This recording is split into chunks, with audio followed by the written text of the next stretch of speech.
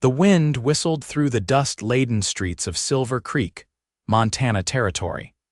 1878, carrying with it whispers about the young widow who hadn't smiled since the day they laid her husband in the cold, unforgiving ground. Hope Henderson stood at her homestead's porch, her fingers tracing the weathered wood as memories flooded her mind, threatening to drown her in sorrow once more.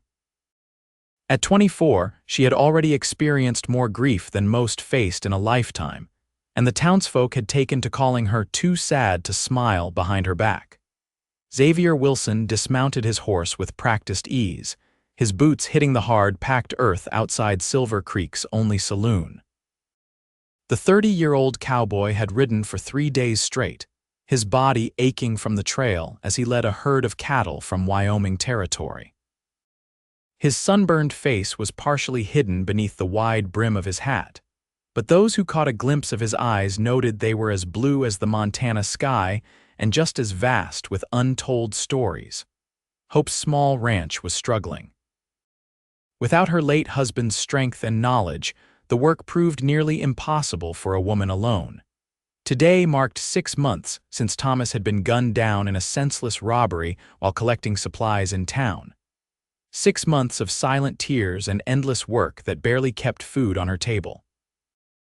Xavier had seen her only once from a distance when he rode into town that morning. She had been leaving the general store, her dark hair pulled back in a simple knot, her dress modest and practical. But it was her eyes that caught his attention, deep wells of sadness that seemed bottomless. Something about those eyes made him pause mid-conversation with the livery owner. "Who is she?" he had asked. "The Henderson widow," the livery owner replied.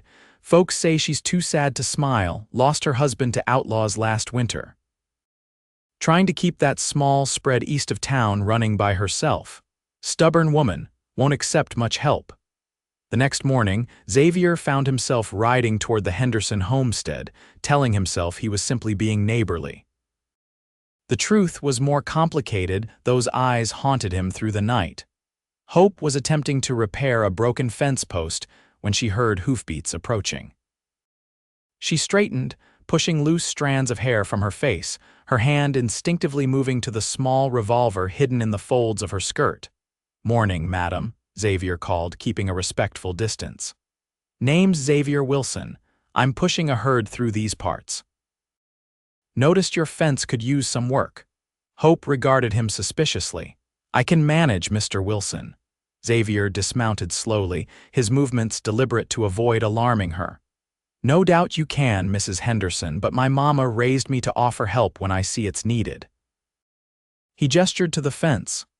"That's a 2-person job if you want it done right." Hope hesitated.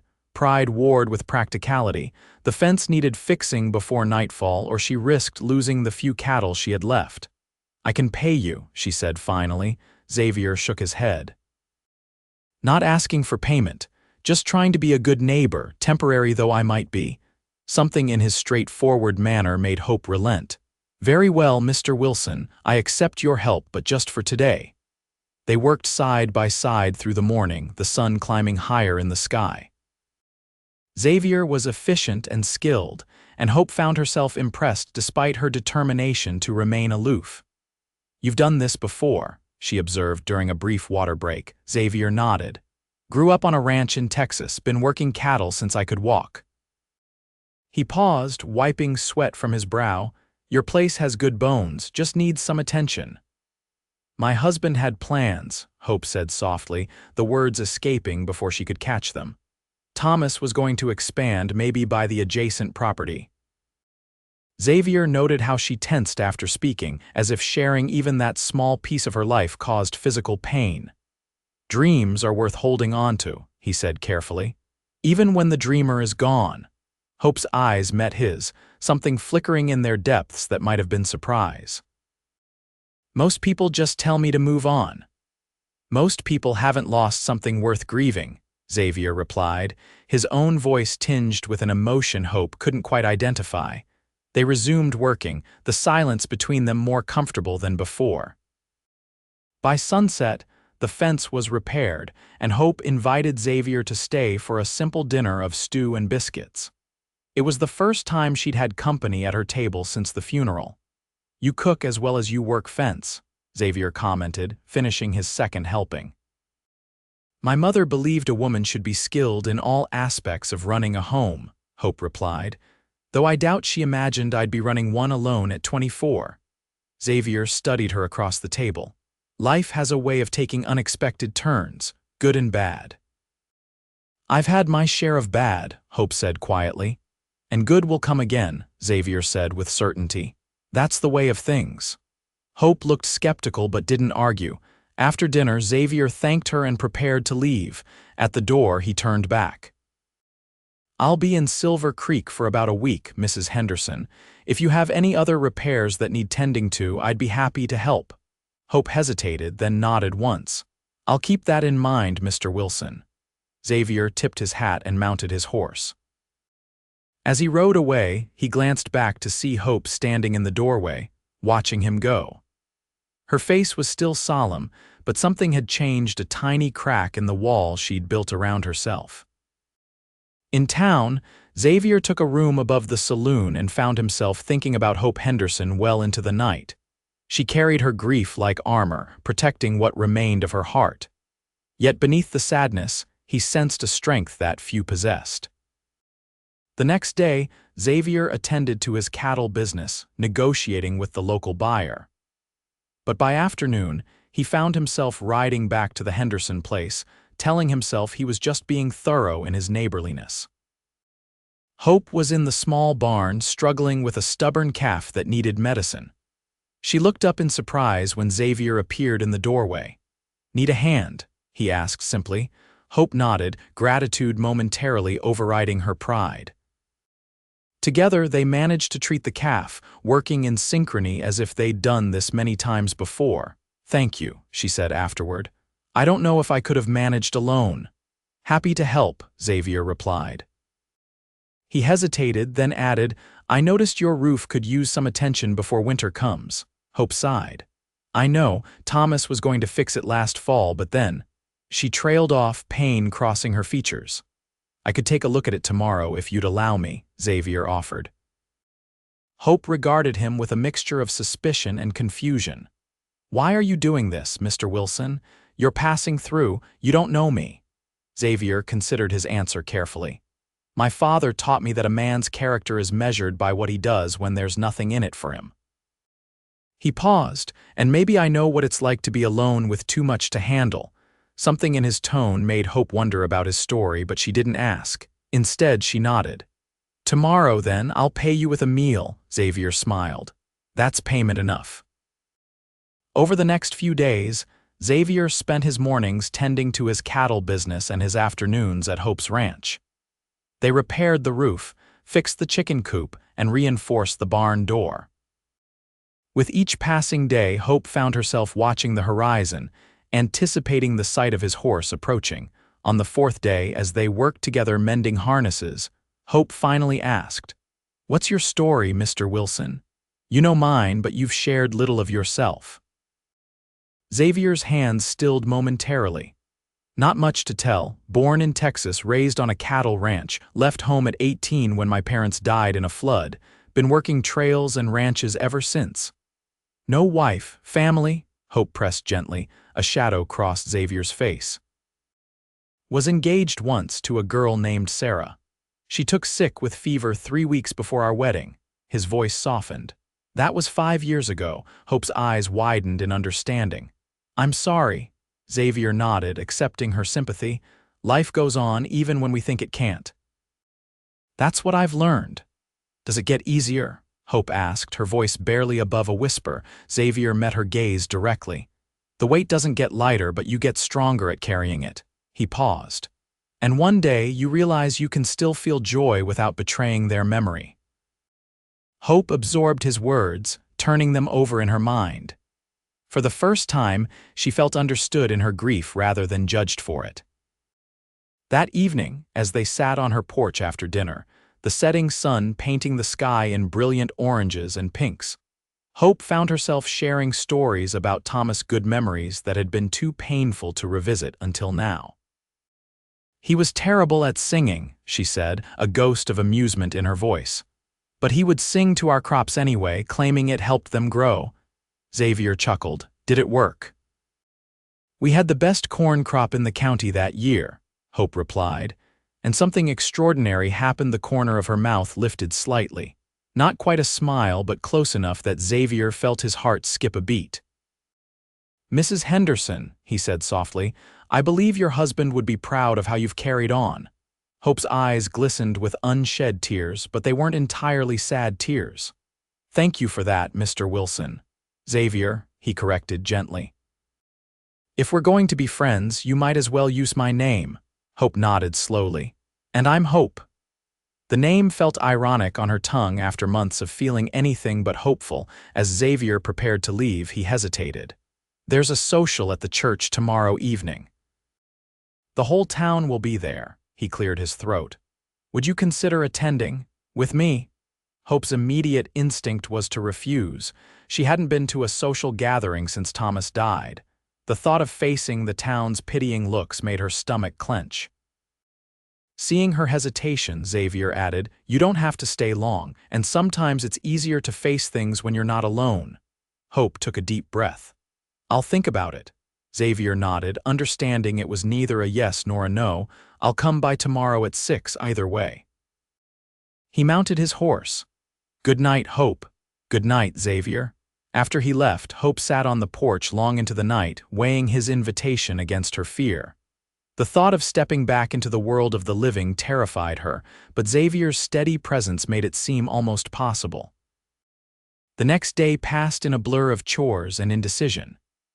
By late afternoon, Hope stood before the small mirror in her bedroom, holding up the only dress she owned that wasn't meant for work, a simple blue cotton with modest lace at the collar that Thomas had bought her for their last anniversary. Her hands trembled as she put it on. It had been so long since she dressed for anything but labor. The woman in the mirror looked like a stranger younger than she remembered, with a vulnerability in her eyes that made her want to turn away. At precisely 6 o'clock, she heard Xavier's horse approach. Taking a deep breath, she opened the door before he could knock. Xavier stood on her porch, cleaned up from his usual trail dust. He wore a pressed shirt and had trimmed his beard. At the sight of her in the blue dress, his eyes widened slightly. You look lovely, Hope, he said, his voice genuine. Hope felt heat rise to her cheeks. Thank you. It seems I've decided to accept your invitation after all. Xavier offered his arm. I'm glad. The church hall was already filled with townsfolk when they arrived. Conversations paused as Hope entered on Xavier's arm, and she felt the weight of every stare. She had been a ghost in this town for 6 months, appearing only when necessary for supplies before vanishing back to her homestead. Xavier sensed her discomfort and guided her to a quiet corner. We can leave whenever you want, he assured her. The pastor's wife, Mrs. Collins, was the first to approach. Hope Henderson, it does my heart good to see you here. Her kind eyes held no pity, only warmth. And who is your friend? Xavier Wilson, madam, Xavier introduced himself. Just passing through with a cattle drive. Mrs. Collins smiled knowingly. Well, Mr. Wilson, I hope Silver Creek makes a good impression. We could use more good men around here. More townsfolk approached, some awkward in their greetings, others genuinely pleased to see Hope. Most had helped after Thomas died, bringing food or offering assistance that Hope had eventually stopped accepting as her grief hardened into isolation. The local band struck up a lively tune and couples began to dance. Xavier turned to Hope. Would you care to dance? Hope hesitated. I haven't danced since I understand, Xavier said quickly. We can just watch. Hope looked at the dancing couples, then back at Xavier's kind face. Something inside her, something she thought had died with Thomas, stirred faintly. One dance, she said softly. I think I remember how. Xavier led her onto the floor with gentle confidence. His hand at her waist was respectful, his steps easy to follow. Hope felt stiff at first, acutely aware of the whispers around them, but gradually Xavier's steady presence helped her relax. You're doing fine, he murmured. Just follow my lead. As they moved to the music, Hope found herself transported back to happier times, barn dances and socials where life stretched endlessly before her, full of promise. The memory wasn't as painful as she expected. When the music ended, Hope realized she was slightly out of breath, not from exertion but from something that felt dangerously like enjoyment. Xavier's eyes were bright as he looked down at her. "Thank you for the dance," he said, leading her back to their seats. They stayed for another hour, sharing punch and conversation with various townsfolk. To Hope's surprise, no one mentioned her long absence or her status as a widow. Perhaps Xavier's presence beside her changed how they saw her, no longer just the sad widow but a woman with a companion. On the ride home, the night air was cool against Hope's warm cheeks. Xavier kept his horse at a gentle pace beside her wagon. "You did well tonight," he said. "I know it wasn't easy." Hope was quiet for a moment. "It was easier with you there." The admission cost her something, but it felt right to acknowledge it. When they reached her homestead, Xavier helped her down from the wagon. In the moonlight, his face was cast in silver and shadow, his eyes reflecting the stars above. "I enjoyed this evening," Hope said, surprising herself with the truth of it. Xavier smiled, and Hope noticed how it transformed his weathered face, making him look younger. "As did I," he hesitated. "Hope, I should tell you, my business in town is nearly concluded. I'll be moving on soon." Hope felt an unexpected pang at his words. In just a few days, Xavier Wilson had somehow become important to her. The thought of him leaving made her realize how much she'd come to rely on his steady presence. "Of course," she said, keeping her voice even. "You have a job to do." Xavier studied her face. "Yes, but—" He seemed to be weighing his next words carefully. "I find myself reluctant to leave." Hope's heart beat faster. "Why is that, Mr. Wilson?" "I think you know," he said softly. Hope looked away. "I'm not ready for whatever this is." Xavier nodded, respect in his gaze. "I understand, and I would never rush you." He took a step back. "Good night, Hope." "Good night, Xavier." After he rode away, Hope entered her empty house, the silence suddenly more noticeable than it had been in months. She touched the fabric of her blue dress, remembering the feel of Xavier's hand at her waist, the security of his presence beside her. "What am I doing, Thomas?" she whispered to the darkness. The next morning, Hope woke early and threw herself into her chores with renewed energy. She told herself she wasn't watching for Xavier, but her eyes kept drifting to the road nonetheless. By midday, there was still no sign of him, and Hope felt a mixture of disappointment and relief. Perhaps he had understood her hesitation as a rejection. Perhaps it was better this way. As the afternoon wore on, dark clouds gathered on the horizon, promising a summer storm. Hope hurried to secure her animals and equipment before the rain hit. She was struggling to close the heavy barn door against the rising wind when she heard hoofbeats. Xavier appeared, dismounting quickly to help her. Together they secured the barn just as the first heavy raindrops began to fall. "Thank you," Hope said, breathless from exertion. "I thought you might not come today." Xavier's eyes held hers. "I said I'd help until I left. I keep my promises." They ran to the house as the sky opened, arriving on the porch soaked nonetheless. Hope laughed spontaneously at the sight of Xavier's dripping hat, the sound surprising them both. It was rusty and brief, but unmistakably a laugh. Xavier stared at her in wonder. "You should do that more often," he said. "It suits you." Hope sobered, but the moment had shifted something inside her. "Come in and dry off," she said. "I'll make coffee." As the storm raged outside, they sat at her kitchen table, the atmosphere between them charged with unspoken feelings. Xavier finally broke the silence. "I've been thinking about what you said last night," he began, "about not being ready." Hope tensed. "Xavier, please let me finish," he said gently. "I respect that, more than you know.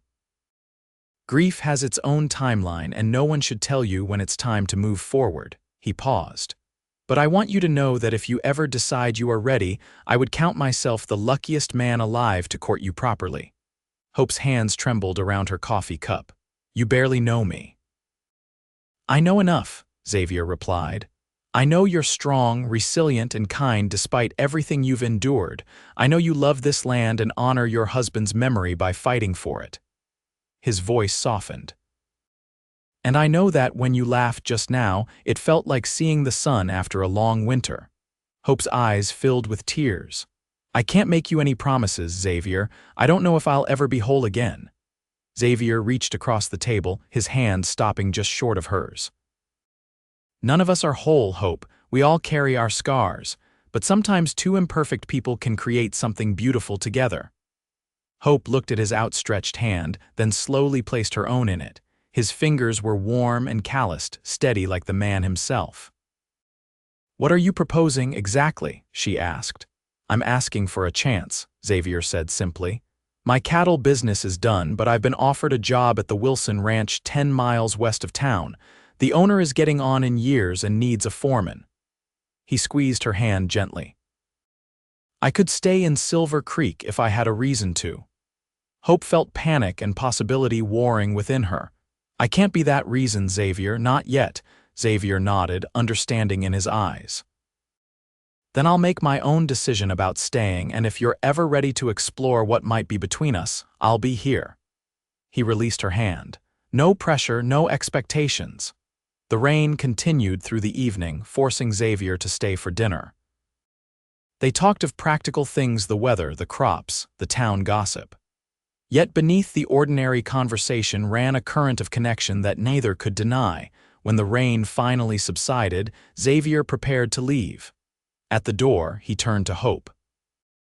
"I've decided to take the foreman position," he said. "Whatever happens between us, Silver Creek feels right to me."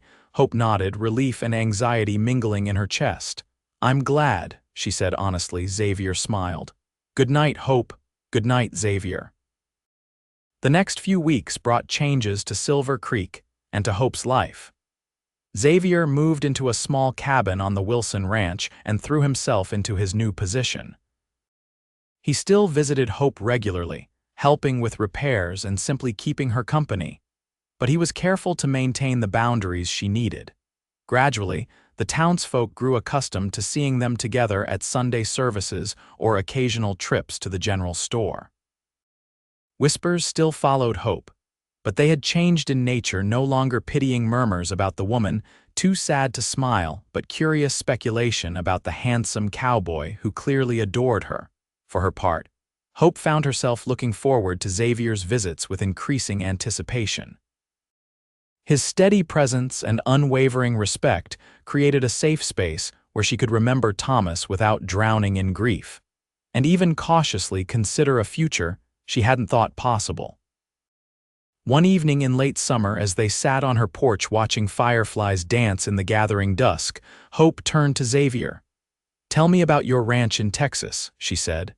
"The one you grew up on." Xavier's eyes softened with memory. "It wasn't grand, but it was beautiful. Rolling hills that turned green after the spring rains, a creek that never ran dry even in the worst drought years." He smiled. "My father built the house with his own hands, added to it as the family grew." "Do you miss it?" Hope asked. Xavier nodded. "Every day." "But it wasn't home anymore after my parents died." He glanced at her. "Home isn't always a place, Hope. Sometimes it's a feeling, a person." Hope felt her heart quicken. "I used to believe that, with Thomas." Xavier was quiet, giving her space to continue if she wished. "He was a good man," Hope said softly. "He deserved a long life." "Yes, he did," Xavier agreed. "Just as you deserve happiness, however it comes." Hope looked out at the darkening land, the small ranch she and Thomas had poured their dreams into. For the first time, she could imagine a future here that wasn't merely survival. "Xavier," she said, her voice steady despite her racing heart, "I think I'm ready for that chance you mentioned." Xavier turned to her, his eyes searching hers. "Are you certain?" Hope nodded. "Not because I've forgotten Thomas or stopped loving him," she clarified, "but because I think there's room in a heart for more than one love." She took a deep breath. "You helped me see that." Xavier's smile was slow and warm, spreading across his face like sunrise. "Hope Henderson," he said softly, "may I court you properly?" "Yes," Hope replied, and for the first time in over 6 months she smiled a real smile that reached her eyes and transformed her face. Xavier stared at her in wonder. "Your smile," he whispered, "is like seeing heaven on earth." Hope's smile deepened, the unfamiliar muscles remembering their purpose. "That's quite poetic for a cowboy." "You inspire poetry," Xavier said simply, and then, with infinite gentleness, he leaned forward and pressed his lips to hers. The kiss was brief and sweet, a promise rather than a demand. When Xavier pulled away, Hope's eyes remained closed for a moment, absorbing the sensation. "Was that all right?" Xavier asked softly. Hope opened her eyes. "Yes," she said. "More than all right." Their courtship unfolded slowly through the autumn months. Xavier was patient and thoughtful, never pushing Hope beyond her comfort. They attended socials together, worked side by side on her ranch, and gradually, Hope's laughter became a more frequent sound. The townsfolk watched the transformation with approval. Mrs. Collins remarked to her husband that the Henderson widow has found her smile again. And the general store owner noted that Hope now lingered to chat when she came for supplies, rather than hurrying away. By Christmas, Xavier was a regular fixture at Hope's table. On Christmas Eve, after a simple but festive dinner, he presented her with a small package. "It isn't much," he said, uncharacteristically nervous. Hope unwrapped it carefully to find a delicate silver locket. Inside was a tiny photograph of her and Xavier that the traveling photographer had taken at the Harvest Festival. "Xavier, it's beautiful," she whispered. "Turn it over," he urged. On the back was engraved, "Your smile is my heaven." Hope's eyes filled with tears. "Help me put it on." Xavier fastened the locket around her neck, his fingers brushing her skin.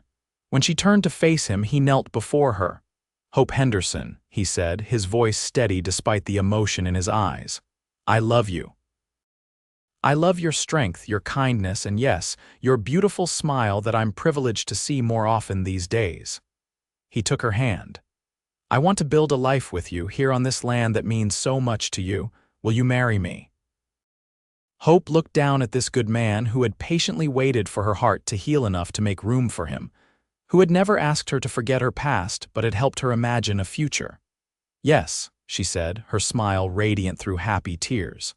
"Yes, I will marry you, Xavier Wilson." They were married in the spring, when the meadows around Silver Creek exploded with wildflowers. The entire town turned out for the celebration, and even the most hardened old-timers admitted to getting something in their eyes when they saw the former widow too sad to smile, beaming with joy as she walked down the aisle. After the ceremony, as the celebration continued around them, Xavier led Hope away for a moment of privacy. "Are you happy, Mrs. Wilson?" he asked, his eyes searching hers. Hope touched the locket at her throat, then reached up to touch his face. "Happier than I thought possible again," she said honestly. "You gave me back something I thought was lost forever." "What's that?" Xavier asked. "Hope," she said simply, her name finally feeling right again. "You gave me back hope." Xavier kissed her then beneath the blue Montana sky. "And you gave me heaven," he whispered against her lips, "every time you smile." In the years that followed, the Wilson Ranch flourished. Hope and Xavier combined their lands and built a life rich with hard work, mutual respect, and deep love. When their first child was born, a son they named Thomas Xavier, Hope held him in the home she had once feared would only hold memories of loss, now filled with new joy. And the townsfolk of Silver Creek eventually forgot that Hope Wilson had ever been called too sad to smile. For the woman they knew laughed easily and often, especially when her husband was near, telling their children stories of Texas ranches and Montana sunsets, and how sometimes love comes when you least expect it but need it most.